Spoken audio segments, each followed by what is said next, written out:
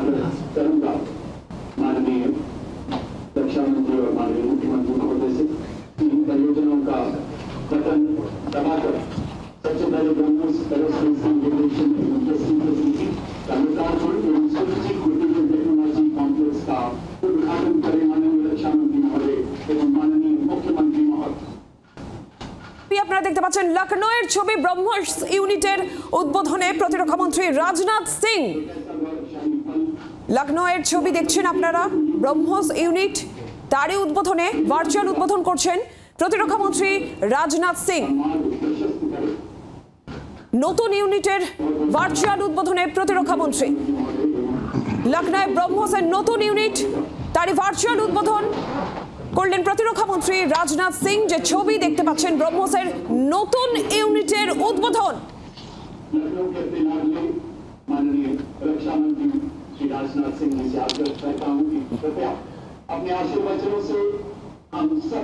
ভারত পাকিস্তান এই মুহূর্তে সংঘর্ষ বিরতি চুক্তিতে রয়েছে এবং তারপরেই উত্তরপ্রদেশ ব্রহ্মোসের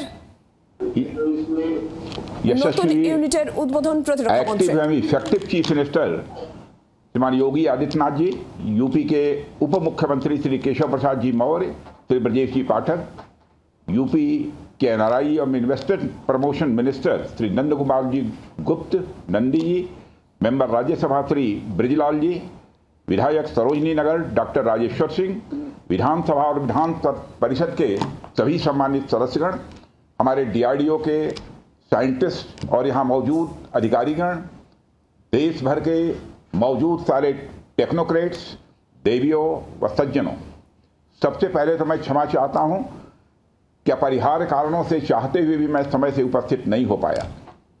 मैं जानता हूँ कि हमारे मुख्यमंत्री योगी जी को बहुत ही आवश्यक कार्यक्रम से गोरखपुर जाना था, लेकिन केवल इस कार्यक्रम की महत्ता को समझते हुए उन्होंने इसमें उनको विलंब हुआ है, फिर भी वो यहाँ पर मौजूद हैं।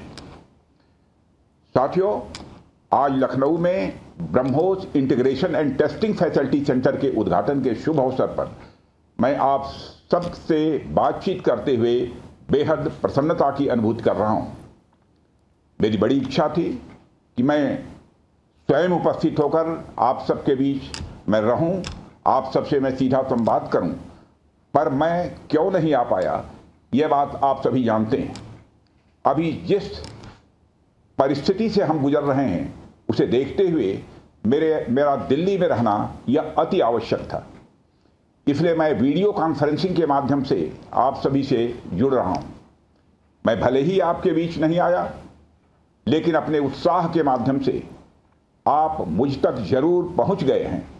यह अपने आप में एक संदेश है कि चाहे हम किसी भी परिस्थिति में रहें, यह देश चलता रहेगा और हमारा काम नहीं रुकेगा। किसी भी स्थिति में हमारा संवाद नहीं टूटेगा। साथियों, आज का दिन हमारे शहर लखनऊ और हमारे राज्य उत्तर प्रदेश और हमारे पूरे देश के लिए एक ऐतिहासिक दिन है। आज का दिन मैं समझता हूं उस शक्ति की आराधना का दिन है जो हमारी सेनाओं को संबल प्रदान करती है, जो हमारी सेनाओं में निहित होकर दुश्मन पर कहर बरसाती है। आज का दिन मेरे लिए व्यक्तिगत रूप से बहुत ही महत्वपूर्ण है, क्योंकि मैंने अपने शहर लखनऊ के लिए एक सपना देखा था कि मेरा शहर भारत के डिफेंस सेक्टर को मजबूत करने में एक बड़ा योगदान दे। वह सपना अब पूरा हो रहा है। साथियों, BrahMos integration and testing facility का उद्घाटन इसलिए भी महत्व रखता है क्योंकि आज का दिन बहुत ही खास है। आप सब तो जानते ही हैं कि आज नेशनल टेक्नोलॉजी डे है। आज ही के दिन 1998 में श्रद्धेय अटल बिहारी वाजपेयी जी के नेतृत्व में हमारे वैज्ञानिकों ने पोखरण में परमाणु परीक्षण करके दुनिया को भारत की ताकत दिखाई थी, और वह परीक्षण हमारे साइंटिस्ट, इंजीनियर्स, डिफेंस पर्सनल और कई अन्य स्टेक होल्डर्स के अथक प्रयासों का ही परिणाम था। यह हमारे वैज्ञानिकों तथा इंजीनियर्स को मान्यता देने, उनको रिकॉग्नाइज करने और उनके कंट्रीब्यूशन को एक्नॉलेज करने का दिन है। मुझे अच्छी तरह याद है जब मैंने इसका शिलान्यास किया था उस समय माननीय मुख्यमंत्री श्री योगी आदित्यनाथ जी भी थे। उस दौरान मैंने यह इच्छा जाहिर की थी कि जितनी जल्दी हो सके इस प्रोजेक्ट को पूरा कर लिया जाए, और मुझे यह देखकर बेहद खुशी हुई कि आप लोगों ने मेरी भावना का सम्मान रखा और महज 40 महीने में इस प्रोजेक्ट को पूरा करके दिखाया। आज हमारे आसपास जैसी परिस्थितियां हैं उसे देखते हुए यह बेहद जरूरी हो जाता है कि हम अपने लक्ष्यों को ऐसे ही समयबद्ध तरीके से पूरा करते रहें। इस मौके पर मैं उत्तर प्रदेश के माननीय मुख्यमंत्री श्री योगी आदित्यनाथ जी का विशेष आभार प्रकट करता हूं। यदि इतने कम समय में ब्रह्मोस की इंटीग्रेशन एंड टेस्टिंग फैसिलिटी की स्थापना हो सकी तो इसके पीछे योगी जी का बहुत बड़ा योगदान है। मैं डीआरडीओ, हमारे वैज्ञानिक, हमारे इंजीनियर्स और इस प्रोजेक्ट से जुड़े हर व्यक्ति और संस्था को मैं हृदय से बधाई देता हूं। आप लोगों ने दिन रात मेहनत करके इस इंटीग्रेशन एंड टेस्टिंग फैसिलिटी को खड़ा किया है। देश भर के वैज्ञानिक, इंजीनियर्स और युवाओं का योगदान हमें इस फैसिलिटी सेंटर में देखने को मिलेगा। मैं आपकी मेहनत और लगन को नमन करता हूं। साथियों, हमारी सरकार जब उत्तर प्रदेश में डिफेंस कॉरिडोर के विजन को लेकर आगे बढ़ी थी तो उस समय हमारे सामने अनेक बड़े लक्ष्य थे। उन तमाम लक्ष्यों में से हमारा एक उद्देश्य यह भी था कि हम उत्तर प्रदेश को एक बार फिर देश के प्रोडक्शन सेंटर के रूप में डेवलप करें। यूपी डिफेंस कॉरिडोर लखनऊ सहित कानपुर, झांसी, चित्रकूट, आगरा और अलीगढ़ से होकर गुजरता है, और ये सभी नोड्स आने वाले समय में विकास के नए केंद्र बनकर उभरेंगे। साथियों, एक उदाहरण मैं आपके सामने रखूं तो आप में से बहुत लोगों को पता होगा, एक समय कानपुर और आसपास का क्षेत्र प्रोडक्ट्स की मैन्युफैक्चरिंग के लिए जाना जाता था। आर्थिक रूप से यह क्षेत्र बहुत ही समृद्ध था। इसे मैनचेस्टर ऑफ द ईस्ट कहा जाता था। लेकिन आज़ादी के बाद अनेक कारणों से आर्थिक प्रगति की राह में यह क्षेत्र पिछड़ता गया और कहीं पीछे छूट गया। मैं उन कारणों में तो नहीं जाना चाहूंगा, पर कहना यह चाहता हूं कि यूपी डिफेंस कॉरिडोर के निर्माण के बाद यह क्षेत्र फिर से एक बार अपने पुराने वैभव को प्राप्त करने की ओर आगे बढ़ चला है। मुझे इसमें कोई संदेह नहीं है कि कानपुर विकास की उन ऊंचाइयों को छुएगा जो दुनिया के विकसित क्षेत्रों के लिए अनुकरणीय होगा। कल को वेस्ट में कोई क्षेत्र जब बहुत अधिक प्रगति करेगा तो उसे कानपुर ऑफ द वेस्ट कहा जाएगा। इसी प्रकार डिफेंस इंडस्ट्रियल कॉरिडोर के सभी नोड्स को डेवलप करने के लिए हम पूरी तरह से कमिटेड हैं। मुझे यह भी बतलाया गया है कि अभी उत्तर प्रदेश डिफेंस कॉरिडोर में aircraft manufacturing, UAV, drones, ammunitions, composite and critical materials, small arms, textile तथा पैरासूट आदि में मेजर इन्वेस्टमेंट किए गए हैं। एक अच्छी बात यह है कि इस डिफेंस कॉरिडोर में हमें पब्लिक सेक्टर और प्राइवेट सेक्टर दोनों की ही बड़ी अहम भागीदारी दिखाई दे रही है। साथियों, जब मैं प्राइवेट सेक्टर की भागीदारी की बात कर रहा हूं तो मुझे यह बताते हुए बड़ी खुशी हो रही है कि लखनऊ में ही पीटीसी इंडस्ट्रीज लिमिटेड द्वारा titanium and super alloy material plants की शुरुआत की जा रही है। इसके अलावा 7 एडिशनल क्रिटिकल प्रोजेक्ट्स की भी नींव इस समय रखी जा रही है। यह निश्चित रूप से रक्षा क्षेत्र में भारत की आत्मनिर्भरता की गति को और तेज करेगा। मैं इसके लिए श्री सचिन अग्रवाल को भी बधाई देना चाहता हूं। हमारा सपना है कि उत्तर प्रदेश दुनिया के टॉप डिफेंस प्रोडक्शन और एक्सपोर्ट डेस्टिनेशन के रूप में जाना जाए। आज जो ब्रह्मोस फैसिलिटी शुरू हो रही है, मैं समझता हूं वह यूपी डिफेंस कॉरिडोर का यह गौरव होगा। यह सिर्फ उत्तर प्रदेश का ही नहीं बल्कि देश का सबसे बड़ा BrahMos integration and testing facility centre है। यह रक्षा क्षेत्र में भारत की आत्मनिर्भरता के प्रयास को भी मजबूती प्रदान करेगा। साथियों, जहां तक ब्रह्मोस का प्रश्न है तो आप सभी यह जानते हैं कि ब्रह्मोस दुनिया के सबसे तेज सुपरसोनिक क्रूज मिसाइल्स में से एक है। ब्रह्मोस सिर्फ एक हथियार नहीं है, बल्कि यह अपने आप में एक मैसेज है। मैसेज हमारी आर्म्ड फोर्सेस के स्ट्रेंथ का है। मैसेज दुश्मन के प्रति हमारी डेटरेंस का है, प्रतिरोधक क्षमता का है। मैसेज हमारी बॉर्डर्स की सेफ गार्डिंग के हमारी प्रतिबद्धता का है।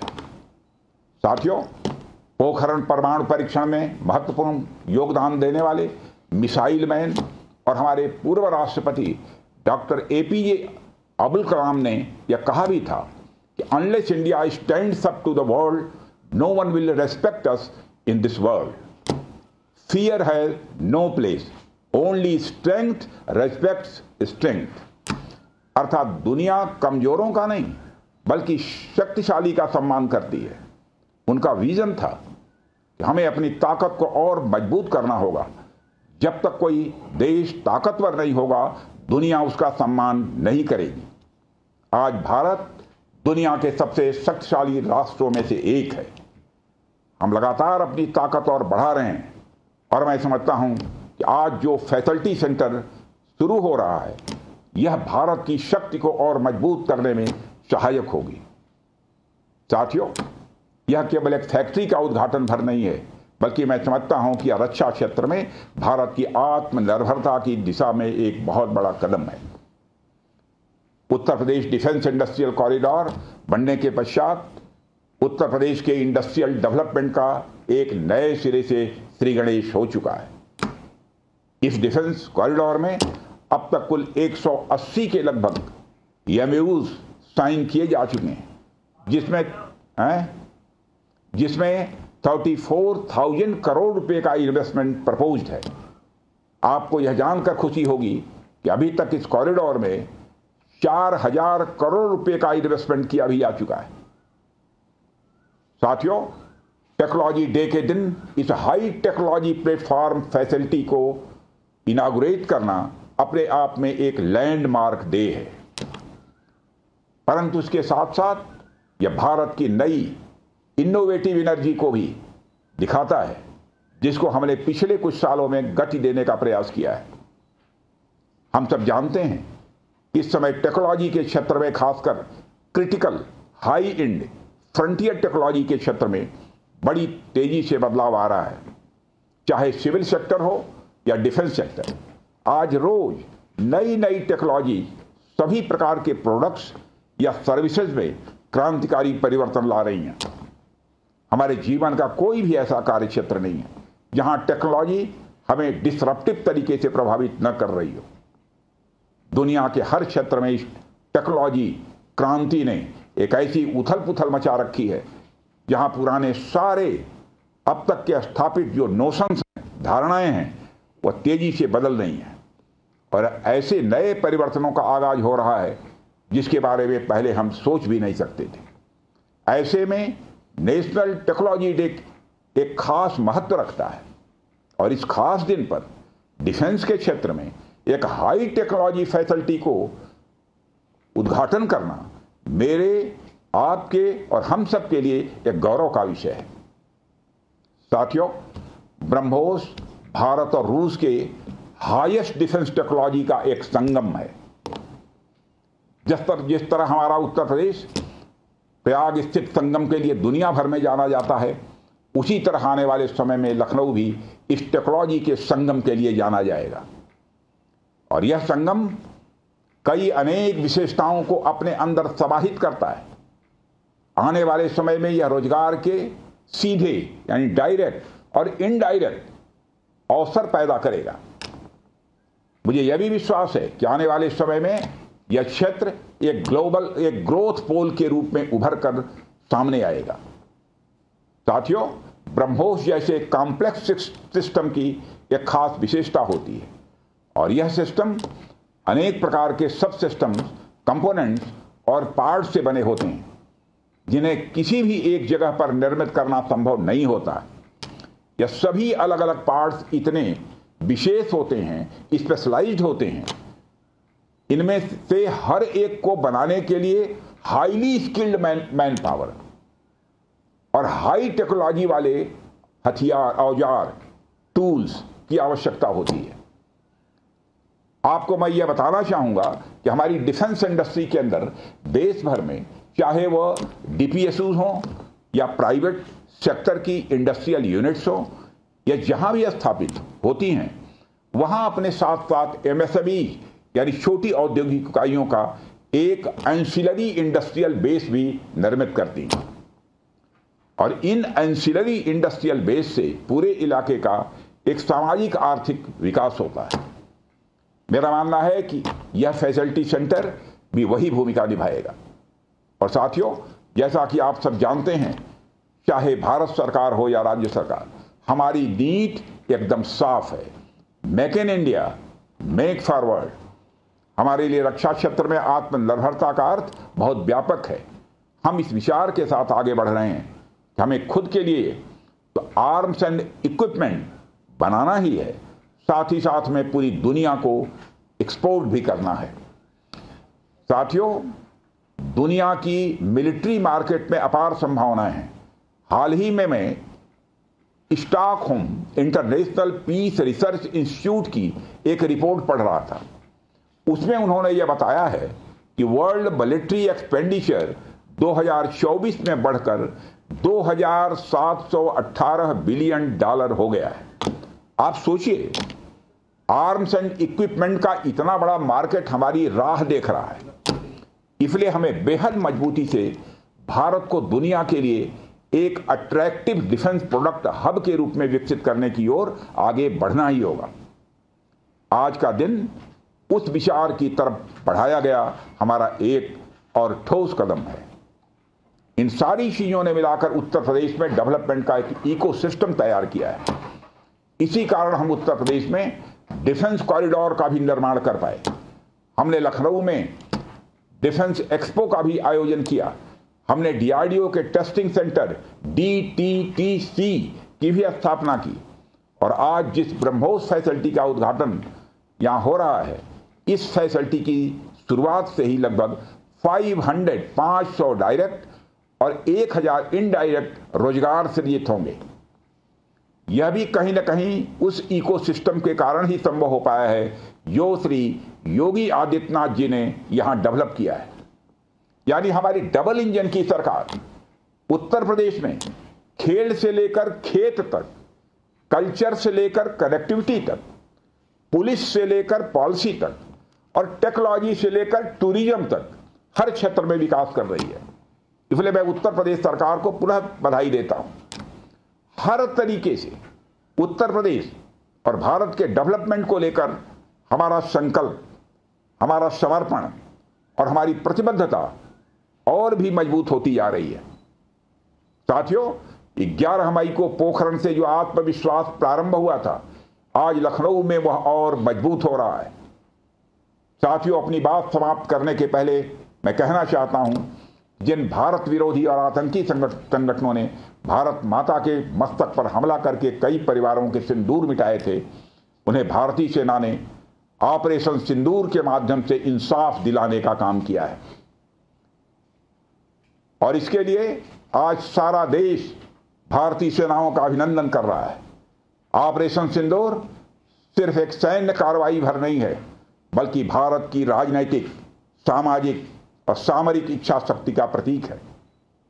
यह ऑपरेशन आतंकवाद के खिलाफ भारत की दृढ़ इच्छा शक्ति का और सैन्य शक्ति की क्षमता और संकल्प शक्ति का भी प्रदर्शन है। हमने दिखाया है, भारत आतंकवाद के खिलाफ जब भी कोई कार्रवाई करेगा तो आतंकवादियों और उनके आकाओं के लिए सरहद पार की जमीन भी सुरक्षित नहीं रहेगी। भारतीय सेनाओं ने ऑपरेशन सिंदूर को पाकिस्तान में मौजूद आतंकी ढांचा ढहाने के उद्देश्य से लॉन्च किया था। हमने उनके आम नागरिकों को कभी निशाना नहीं बनाया था, मगर पाकिस्तान ने न केवल भारत के नागरिक इलाकों को निशाना बनाया, बल्कि मंदिर, गुरुद्वारा, गिरजाघर पर भी हमले करने का प्रयास किया। भारतीय सेना ने शौर्य और पराक्रम के साथ साथ संयम का भी परिचय देते हुए पाकिस्तान के अन्य ठिकानों पर भी प्रहार करके करारा जवाब दिया है।